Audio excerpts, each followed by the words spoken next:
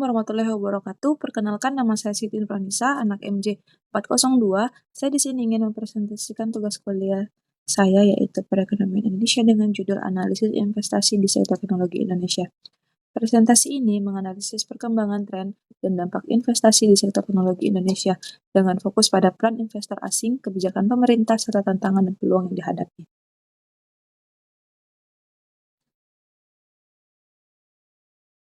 Yang pertama, saya akan menjelaskan latar belakang sektor teknologi Indonesia. Yang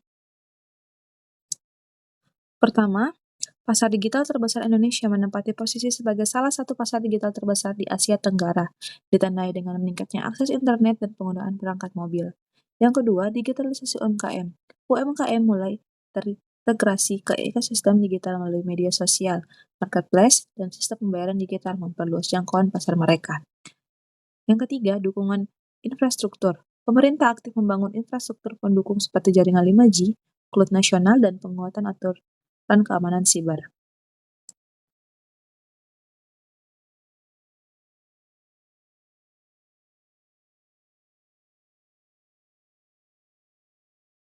Yang kedua, saya akan menjelaskan faktor utama menarik bagi investor. Yang pertama, periode dan skala perkembangan digital. Transaksi e-commerce meningkat tajam dari 42 triliun pada tahun 2017 menjadi 401 triliun pada tahun 2022 dan diperkirakan mencapai 536 triliun di akhir tahun. Yang kedua, produk domestik regional terdorong melalui digitalisasi. Ekonomi digital berkembang pesat dari 45 miliar pada tahun 2019 menjadi 70 miliar pada tahun 2022 dan diproyeksikan mencapai 130 miliar pada tahun 2025. Yang ketiga, indikator keuangan perusahaan teknologi. Studi pada perusahaan teknologi di Bursa Efek Indonesia menunjukkan bahwa EPS, ROA, dan PER berpengaruh positif terhadap return saham, sedangkan DER cenderung memberikan dampak negatif.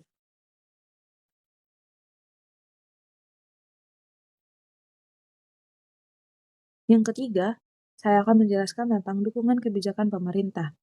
Indonesia Digital Roadmap 2021 sampai 2024, strategi jangka menengah untuk mempercepat transformasi digital nasional dengan fokus pada infrastruktur pemerintahan, ekonomi, dan masyarakat digital. Regulasi dan perlindungan data, PP nomor 71 tahun 2019 tentang PSTE dan UU PDP pada tahun 2022 menjamin keabsahan transaksi digital dan perlindungan data pribadi pengguna. Dukungan startup, program 1000 startup digital, BKUP, serta inkubasi bisnis dari BUMN dan mitra swasta untuk pelatihan, pendampingan, dan akses pembiayaan.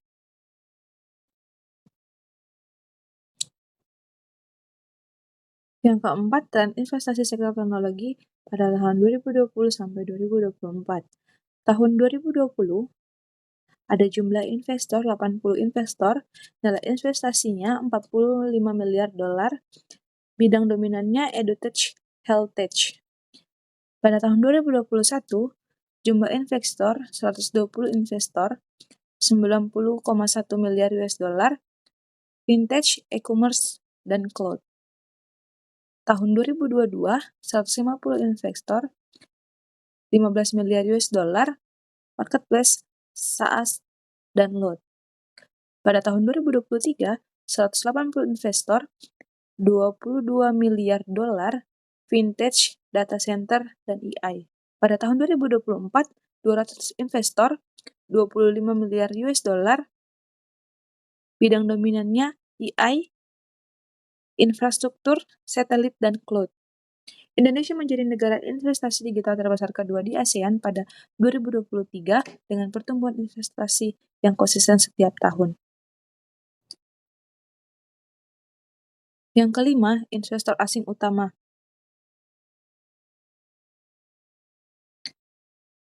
Yang pertama, SoftBank atau Jepang menanamkan modal pada Tokopedia dan Eventbrite sebanyak 90 US dollar juta seri C. Yang kedua, Temasek dan Vartex di negara Singapura mendukung Gojek, Tokopedia, dan Eventbrite. Yang ketiga, Sequoia Capital ada di negara Amerika Serikat atau India berinvestasi pada Isveri dan Gojek. Yang keempat, Tencent dan Alibaba ada di negara Tiongkok, investor strategis di vintage dan e-commerce Indonesia. Yang keenam, dampak investasi asing. Yang pertama, pertumbuhan ekonomi. FDI di bidang manufaktur dan teknologi terbukti merangsang pertumbuhan ekonomi di tingkat daerah dan nasional. Yang kedua, lapangan kerja, membuka peluang kerja baru dan meningkatkan kualitas SDM melalui pelatihan dan transfer pengetahuan. Yang ketiga, mentransfer teknologi, membawa teknologi mutakhir, praktik terbaik, dan sistem manajemen efisien ke pasar Indonesia. Yang keempat, infrastruktur, pembangunan pusat data, jaringan telekomunikasi, dan fasilitas riset yang mendorong pertumbuhan ekonomi jangka panjang. Yang kelima, akses pasar global, membantu startup lokal menembus pasar internasional melalui jaringan distribusi dan pemasaran global. Yang ketujuh, tantangan dan peluang. Tantangan yang pertama yaitu tentang ketidakpastian regulasi dan perizinan yang rumit. Yang kedua, infrastruktur digital belum merata di luar Jawa. Yang ketiga, keterbatasan SDM dengan keahlian digital tingkat tinggi. Yang keempat, persaingan ketat dan valuasi yang tidak sehat. Di sini saya juga menulis tentang peluang.